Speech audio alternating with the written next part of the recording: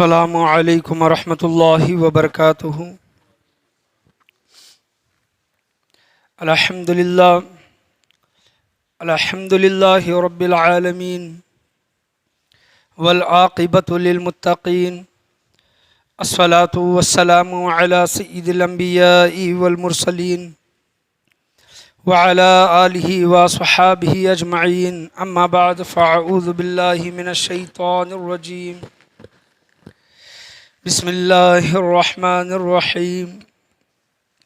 الا ان اولیاء اللہ لا خوف علیہم ولا هم يحزنون۔ صدق اللہ و مولانا رسولہ النبی الامین المکین الکریم وعلی آلہ وصحابہ اجمعین۔ آئیے ہم اور آپ مل کر گنبد خضرا میں آرام فرمانے والے آقا جناب احمد مجتبیٰ محمد مصطفیٰ صلی اللہ علیہ وسلم کی بارگاہ بے کس پناہ میں درود و سلام کا ہدیہ نچھاور کریں۔ پڑھیے باواز بلند، اللہم صلی علی محمد وعلی آل محمد وبارک سلم صلو علیہ، الصلاۃ والسلام علیک یا رسول اللہ صلی اللہ تعالیٰ علیہ وسلم۔ اور ایک مرتبہ نبی اور آل نبی کے بارگاہ میں درود و سلام کا ہدیہ نچھاور کریں۔ اللہم صلی علی محمد وعلی آل محمد وبارک سلم صلو علیہ، الصلاۃ والسلام علیک یا رسول اللہ صلی اللہ تعالیٰ علیہ وسلم۔ شاعر کہتے ہیں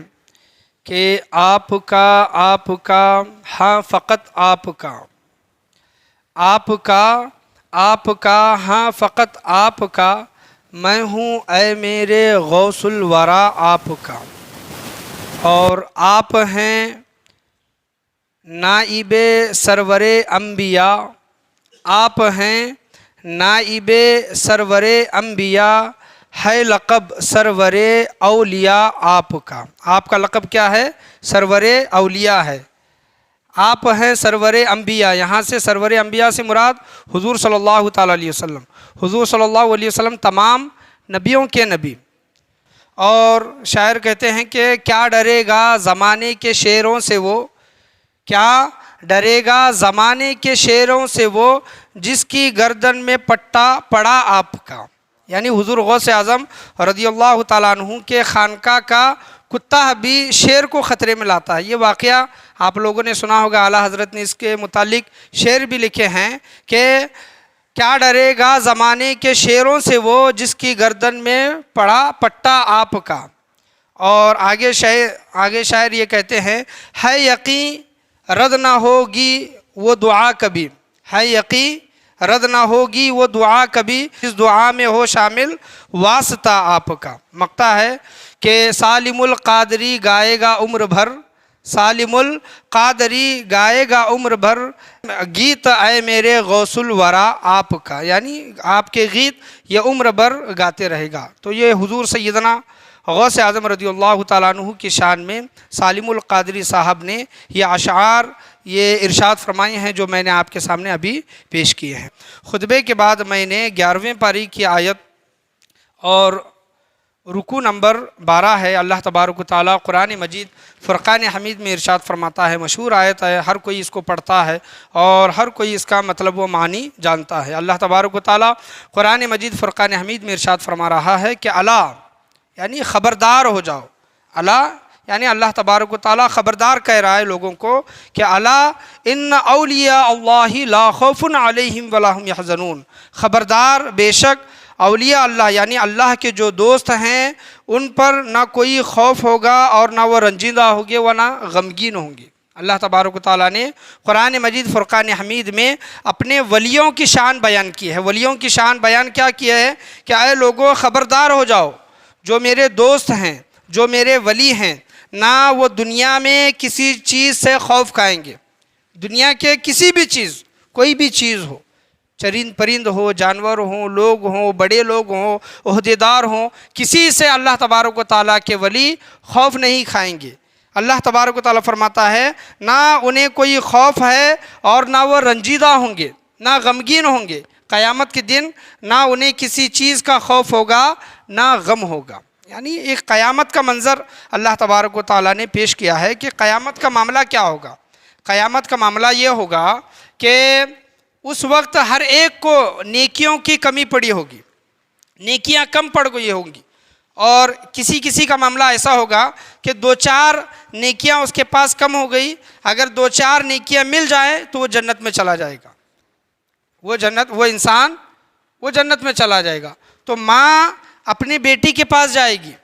نیکیاں مانگنے کے لیے، سگی بیٹی کے پاس، جو دنیا میں ہمارے جو رشتے ہیں وغیرہ، اللہ تبارک و تعالیٰ فرماتا ہے کہ دنیا میں گہرے دوست، جگری دوست اس وقت دشمن ہوں گے۔ کیوں دشمن ہوں گے؟ کیونکہ ماں اپنی بیٹی کے پاس نیکیاں مانگنے کے لیے جائیں گی تو بیٹی ماں کو انکار کر دے گی، اور فلاں بیٹی اپنے ماں کے پاس نیکیاں مانگنے کے لیے جائیں گی کہ امی جان اتنی نیکیاں کم پڑ گئی ہیں، آپ دے دیں میں جنت میں چلی جاؤں گی، تو ماں انکار کر دے گی۔ بیٹا باپ کے پاس جائے گا، باپ بیٹے کے پاس جائے گا، یعنی اس وقت نفسا نفسی کا عالم ہوگا،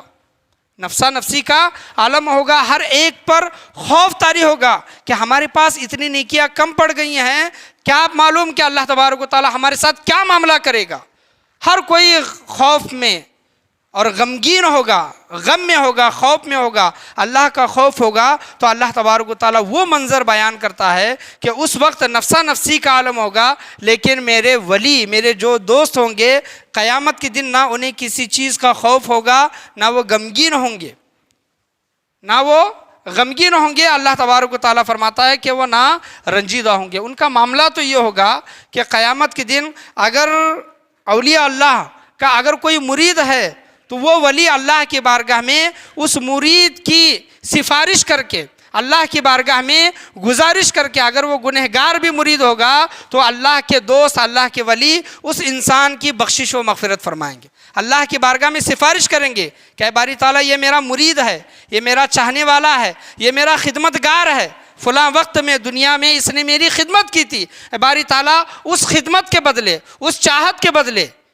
اس محبت کے بدلے اے باری تعالیٰ تو اس کی بخشش و مغفرت فرما۔ تو قیامت کے دن ولیوں کا حال یہ ہوگا، اللہ والوں کا حال یہ ہوگا کہ اللہ تبارک و تعالیٰ ان کے متعلق فرماتا ہے کہ وہ نہ دنیا میں کسی چیز سے غم کھائیں گے، غمگین ہوں گے، نہ رنجیدہ ہوں گے، اور آخرت کا معاملہ تو اللہ تبارک و تعالیٰ نے بیان کر ہی دیا ہے کہ نفسا نفسی کا عالم ہوگا، لیکن اس وقت اللہ تبارک و تعالیٰ کے جو دوست ہوں گے، ولی ہوں گے، انہیں کسی چیز کا اس وقت خوف اور غم نہیں ہوگا۔ یہ شان ہے اللہ والوں کی۔ اور جب ذکر آتا ہے اللہ والوں کا تو تمام ولیوں کے ولی، تمام ولیوں کے سردار، پیران پیر جن کو کہا گیا ہے، وہ ہے سیدنا حضور غوث اعظم رضی اللہ تعالیٰ عنہ، حضور سرکار سیدنا غوث اعظم رضی اللہ تعالیٰ عنہ۔ آج جو میرا تقریر کا موضوع، جو عنوان ہے، مختصر رہے گا انشاءاللہ۔ ربیع الاخر کے مہینے میں حضور غوث اعظم رضی اللہ تعالیٰ عنہ کی شان میں کیا بیان کروں، ان کی زندگی کا ہر گوشہ، ہر لمحہ الگ الگ جس طریقے سے آپ دیکھیں گے تو سیکھنے کے لیے ملے گا، ہر گوشے پر انشاءاللہ عز و جل۔ اگر موقع ملے اس مہینے میں حضور سرکار سیدنا غوث اعظم رضی اللہ تعالیٰ عنہ کی شان کے متعلق اور الگ الگ موضوعات کے متعلق میں بیان کرنے کی کوشش کروں گا۔ آج کا جو میرا موضوع ہے شان غوث اعظم رضی اللہ تعالیٰ عنہ، حضور غوث اعظم رضی اللہ تعالیٰ عنہ کی شان، کہ کیا ڈرے گا زمانے کے شیروں سے وہ، جس کی گردن میں پٹا پڑا آپ کا ہاں فقط آپ کا، میں ہوں اے میرے غوث الورا آپ کا، سالم القادری گائے گا عمر بھر گیت اے میرے غوث الورا آپ کا، یعنی سالم القادری عمر بھر آپ کے گیت گائے گا، آپ کے ترانے گائے گا۔ شان غوث اعظم رضی اللہ تعالیٰ عنہ کے متعلق میں آپ کے سامنے بیان کر رہا ہوں۔ اس سے پہلے سرکار سیدنا غوث اعظم رضی اللہ تعالیٰ عنہ کی مختصر سیرت سوانح حیات آپ کے سامنے میں بیان کرنا چاہوں گا کہ آپ کا نام سید عبد القادر، یعنی آپ کا نام کیا ہے؟ غوث اعظم، محی الدین، یا پھر مشکل کشا، محبوب سبحانی، یہ آپ کے القاب ہیں، یہ آپ کے لقب ہیں، لیکن آپ کا نام عبد القادر، اور قادر سے ہی قادری سلسلہ نکلا ہے، قادر سے ہی قادری، جو سب سے بڑے سلسلوں میں سے جو سب سے بڑا سلسلہ ہے وہ قادری سلسلہ۔ عبد القادر، سید عبد القادر آپ کا نام ہے، اور آپ کی کنیت ابو محمد ہے، آپ کی کنیت ابو محمد ہے۔ آپ کے القاب، آپ کے لقب محی الدین، غوث اعظم، محبوب سبحانی، پیران پیر، یہ آپ کے القاب ہیں، یہ حضور غوث اعظم رضی اللہ تعالیٰ عنہ کے۔ حضور غوث اعظم رضی اللہ تعالیٰ عنہ کی ولادت، پیدائش آپ کی ایران کے شہر غیلان میں ہوئی، ہم جیلان کہتے ہیں، اور جیلان کے نام سے ہی بچوں کے ہم نام کیا رکھتے ہیں؟ جیلانی رکھتے ہیں، لیکن اصل جو شہر کا نام جو ہے وہ گیلان ہے۔ گیلان گ سے شروع ہوتا ہے گیلان، لیکن وہ عرف عام میں مشہور ہوتا ہوا لوگوں کی زبان پر آتا ہوا جیلان ہو گیا۔ تو گیلان سے لوگ کیا کہتے ہیں؟ جیلان، اور جیلان سے ہی جیلانی نام رکھتے ہیں۔ اسی طرح جس طرح حضرت حضور سرکار سیدنا خواجہ غریب نواز رحمۃ اللہ علیہ کے پیر و مرشد کا نام عثمان ہرون رضی اللہ تعالیٰ عنہ رحمۃ اللہ علیہ، ہرون، لیکن ہم اپنی زبان میں کیا کہتے ہیں؟ عثمان ہارونی۔ یعنی ہارونی کیا؟ وہ ہرون شہر تھا، جس طرح گیلان شہر ہے اس طرح ہرون شہر تھا، تو عثمان ہرون نام تھا، تو لیکن عثمان ہارونی یہ آپ کا نام مشہور ہو گیا۔ اسی طرح جیلان یہ نام ایک شہر کا مشہور ہو گیا۔ آپ کی پیدائش شہر جیلان میں ہوئی۔ آپ کی تاریخ جو یوم پیدائش کی جو ہے 1 رمضان 470 ہجری میں آپ کی ولادت باسعادت ہوئی۔ 1 رمضان 470 ہجری میں آپ کی ولادت باسعادت ہوئی۔ آپ کی وفات 11 ربیع الاخر 561 ہجری میں ہوئی۔ 561 ہجری میں آپ رضی اللہ تعالیٰ عنہ کا ظاہری وصال ہوا۔ آپ کا مزار مبارک بغداد شریف میں ہے۔ آپ کی عمر مبارک، ظاہری عمر مبارک 91 سال ہے، 91 آپ رضی اللہ تعالیٰ عنہ کی عمر مبارک ہے۔ آپ کے والد کا نام ابو صالح، حضرت ابو صالح موسیٰ جنگی دوست رحمۃ اللہ علیہ۔ آپ کے والد کا نام اور ایک بار آپ سنیں کہ ابو صالح موسیٰ جنگی دوست رحمۃ اللہ علیہ آپ کے والد کا نام، اور آپ کے والدہ امی جان کا نام ام الخیر فاطمہ ثانی رحمۃ اللہ علیہ، ام الخیر فاطمہ ثانی رحمۃ اللہ علیہ۔ اور آپ والد کے طرف سے، باپ کی طرف سے حسنی سید ہیں، حضور غوث اعظم رضی اللہ تعالیٰ عنہ باپ کے طرف سے حسنی سید ہیں، اور ماں کی طرف سے حسینی سید ہیں۔ یعنی حسنی و حسینی آپ کو دونوں سعادتیں حاصل ہیں، اور آپ مادرزاد ولی ہیں، یعنی آپ پیدائشی ولی ہیں۔ 1 رمضان جو آپ کی ولادت باسعادت ہے، لوگوں میں رمضان کے چاند کے متعلق مسئلہ چل گیا۔ چاند دکھائی نہیں دیا بادل رہنے کی وجہ سے، تو تمام لوگوں میں یہ اعلان ہو گیا کہ 30 شعبان کا 30 دن مکمل کریں۔ لیکن دوسرے دن جس وقت لوگوں نے جو اعلان کیا کہ 30 شعبان مکمل کیے جائیں، شعبان مہینے کے 30 دن مکمل کیے جائیں، اس وقت 30 شعبان جو لوگوں نے کہا، تو دوسرے دن حضور غوث اعظم رضی اللہ تعالیٰ عنہ جب آپ کی ولادت باسعادت ہوئی تھی، تو صبح سحری کے وقت سے لے کر نہ دودھ پیتے تھے، نہ آپ دودھ پینے کے لیے روتے تھے۔ جب بھی آپ کی ماں آپ کو کسی طرح سے بھی دودھ پلانا چاہتی تھی، حضور غوث اعظم رضی اللہ تعالیٰ عنہ اپنا منہ پھیر دیتے تھے، تو ان کی ماں نے اعلان کیا کہ ہو نہ ہو میرا بیٹا عبد القادر دودھ نہیں پی رہا ہے، ہو نہ ہو 1 رمضان آج ہی سے ہے، تو اے لوگوں رمضان کے روزے رکھنا تم شروع کر دو۔ تو یہ کہتے ہیں نا کہ پیدا ہوتے ہی روزہ رکھا آپ نے، اعلیٰ حضرت کہتے ہیں کہ پیدا ہوتے ہی روزہ رکھا آپ نے، احترام شریعت پہ لاکھوں سلام، یعنی آپ نے شریعت کا احترام اس طرح کیا۔ تو دیکھیں کہ آج لوگوں کا مائنڈ، آج لوگوں کے ذہن صرف کرامتوں پر ہیں، لیکن یہ جو بزرگان دین جو آئے ہیں، یہ شریعت کے پورے 100% یہ پابند رہے ہیں، اور لوگوں کو بھی 100% پابند رہنے کا یہ اولیاء اعظام بزرگان دین حضور غوث اعظم رضی اللہ تعالیٰ عنہ لوگوں کو شریعت کا پابند رہنے کا حکم دیتے رہے ہیں۔ تو پیدا ہوتے ہی روزہ رکھا آپ نے، احترام شریعت پہ لاکھوں سلام پڑھے۔ تو آپ نے حضور غوث اعظم رضی اللہ تعالیٰ عنہ کے بہت سے واقعات سنے ہوں گے، میں کچھ ہی واقعات آپ کے سامنے بیان کرنے کی کوشش کروں گا، اور ان واقعات سے ہمیں درس بھی حاصل کرنا ہے۔ حضرت محمد کاکیس رحمۃ اللہ علیہ، یہ بھی تمام ولیوں کے سردار رہی ہیں، ولیوں کے شیخ رہی ہیں، اور اپنے وقت کے سب سے بڑے بزرگان دین میں سے ان کا شمار ہوتا ہے محمد کاکیس رحمۃ اللہ علیہ۔ اور ان کا مقام و مرتبہ یہ ہے کہ حضرت شیخ سید اعزاز رضی اللہ تعالیٰ عنہ کے خواب میں حضور صلی اللہ تعالیٰ علیہ وسلم جلوہ افروز ہوئے، اور حضرت شیخ اعزاز رضی اللہ تعالیٰ عنہ نے حضرت محمد کاکیس رحمۃ اللہ علیہ کے متعلق ان کی شان کے متعلق حضور صلی اللہ تعالیٰ علیہ وسلم سے پوچھا کہ ان کی شان کیا ہے محمد کاکس رحمۃ اللہ علیہ کی، تو حضور صلی اللہ علیہ وسلم نے فرمایا اس اللہ کے ولی کو کہ محمد کاکس کا مقام و مرتبہ یہ ہے کہ قیامت کے دن میں محمد کاکس رحمۃ اللہ علیہ پر امتی ہونے کا میں فخر کروں گا، یعنی میرے امت میں ایک ایسا ولی ہے کہ تمام لوگوں میں اس پر فخر کروں گا کہ وہ ایسے ولی ہیں کاکس رحمۃ اللہ علیہ۔ تو ان کا مقام و مرتبہ حضور صلی اللہ تعالیٰ علیہ وسلم نے اللہ والے کے خواب میں جا کر بیان کیا۔ حضرت محمد کاکس رحمۃ اللہ علیہ کے بے شمار مرید تھے، اور مریدوں میں سے 9 بادشاہ بھی تھے جو ان کے مرید تھے، اور ان کے جھنڈے کے نیچے وہ بادشاہ چلا کرتے تھے محمد کاکس رحمۃ اللہ علیہ۔ ایک مرتبہ آپ بغداد شریف میں واعظ فرما رہے ہیں، اور حضور غوث اعظم رضی اللہ تعالیٰ عنہ کا طالب علمی کا زمانہ ہے، مدرسے کا زمانہ ہے، اور آپ رضی اللہ تعالیٰ عنہ نے دیکھا کہ ایک اللہ والے کا بیان چل رہا ہے، درس چل رہا ہے، تو حضور غوث اعظم رضی اللہ تعالیٰ عنہ اپنے بچپنے کے طالب علمی کے زمانے میں حضرت محمد کاکس رحمۃ اللہ علیہ کی بارگاہ میں بیان سننے کے لیے لوگوں کے مجمع میں بیٹھنے کی انہوں نے کوشش کی۔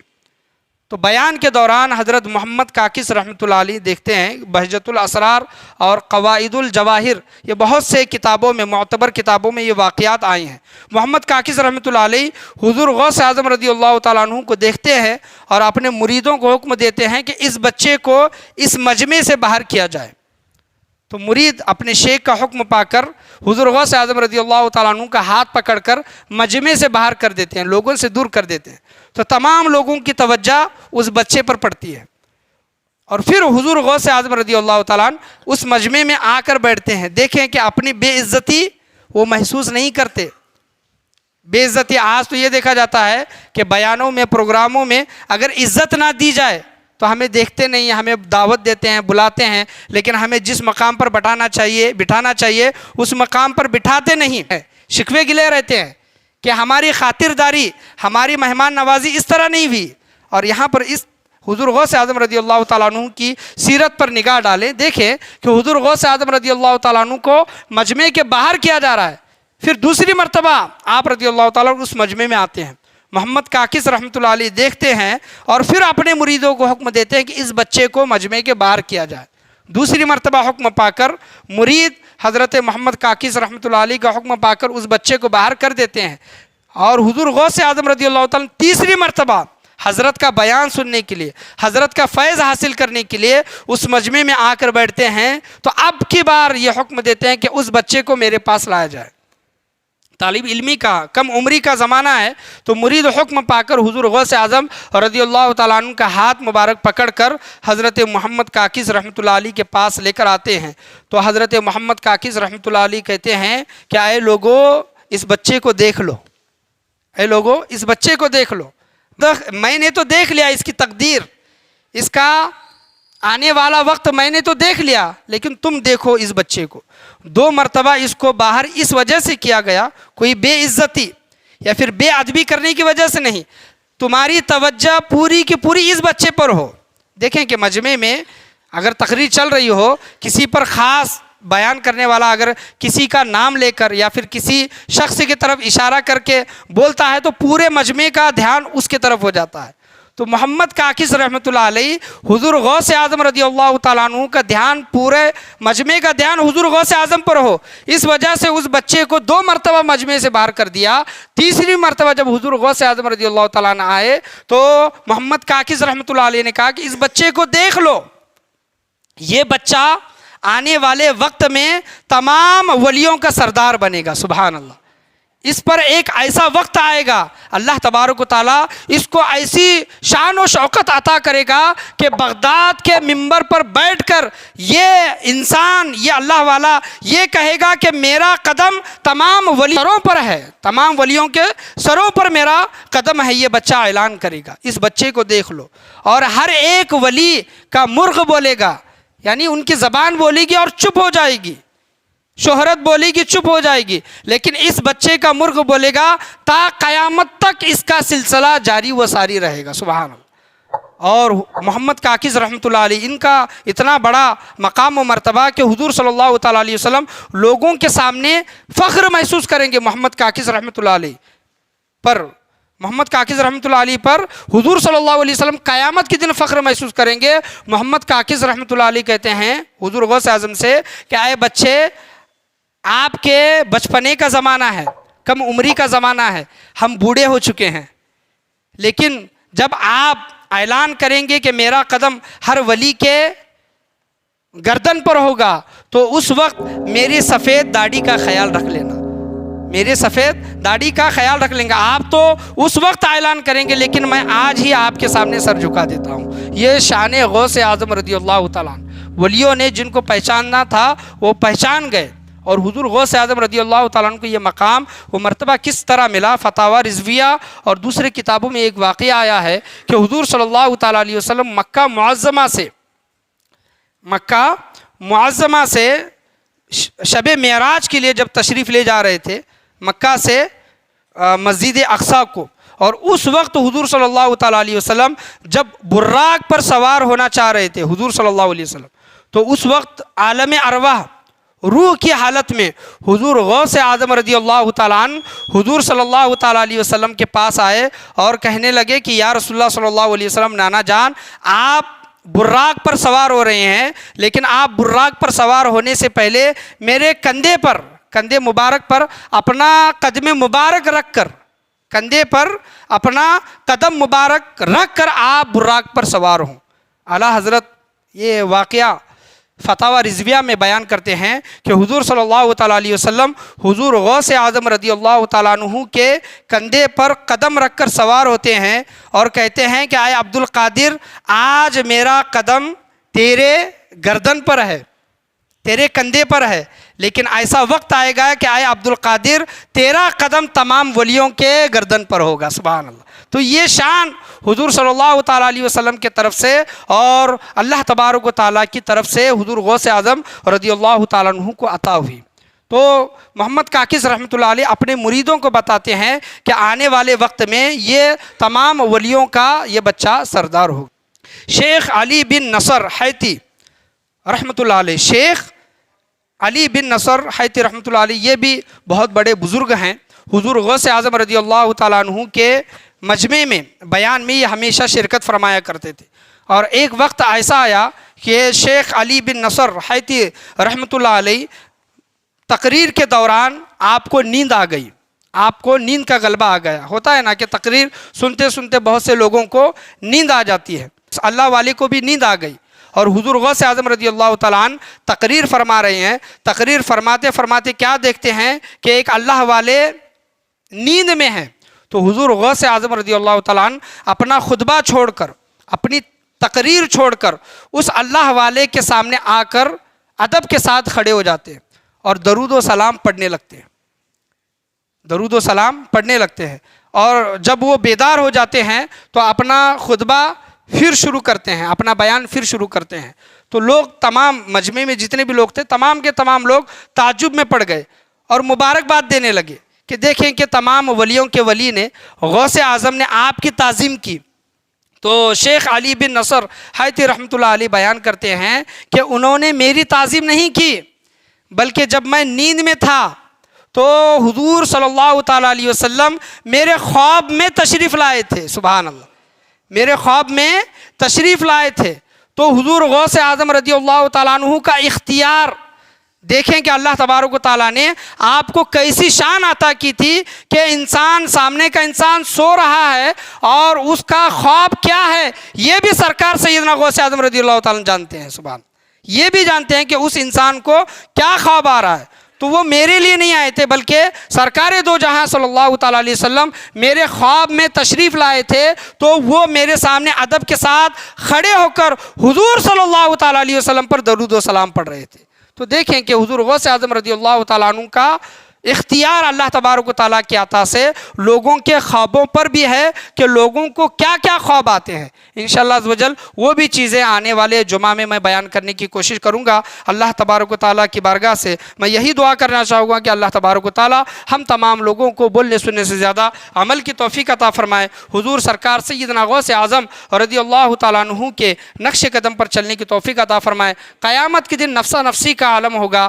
ماں بیٹی کی نہیں ہوگی، بیٹی ماں کی نہیں ہوگی، باپ بیٹے کا نہیں ہوگا، بیٹا باپ کا نہیں ہوگا، لیکن اس وقت جو سہارا ہوگا وہ اولیاء اللہ کا ہوگا کہ یہی اولیاء اللہ کا اگر دامن ہم اس دنیا میں تھامے رکھیں گے، ان کے نقش قدم پر چلنے کی کوشش کریں گے، اولیاء اللہ نے جو چیز ہمیں بیان کی ہے، شریعت کی پابندی کا حکم جو دیا ہے، حلال چیزیں کرنے کا، حرام چیزوں سے بچنے کا، تمام چیزیں جو بزرگان دین جو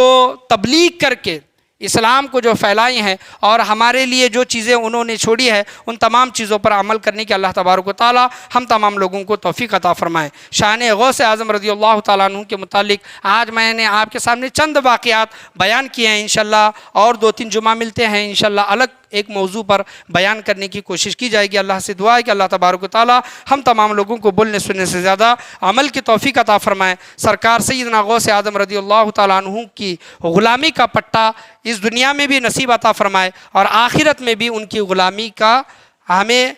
نسبت اللہ تبارک و تعالیٰ نصیب عطا فرمائے۔ آج کے درس میں، آج کے بیان میں، بولنے میں، سننے میں، سمجھانے میں کسی بھی قسم کی غلطی، کمی بیشی، کوتاہی، خامی، بھول چوک ہوئی ہو، اللہ تبارک و تعالیٰ محبوب سبحانی رضی اللہ تعالیٰ عنہ کے صدقے میں معاف عطا فرمائے۔ لا الہ الا اللہ محمد رسول اللہ صلی اللہ تعالیٰ علیہ وسلم وآخر دعوانا ان الحمد للہ رب العالمین۔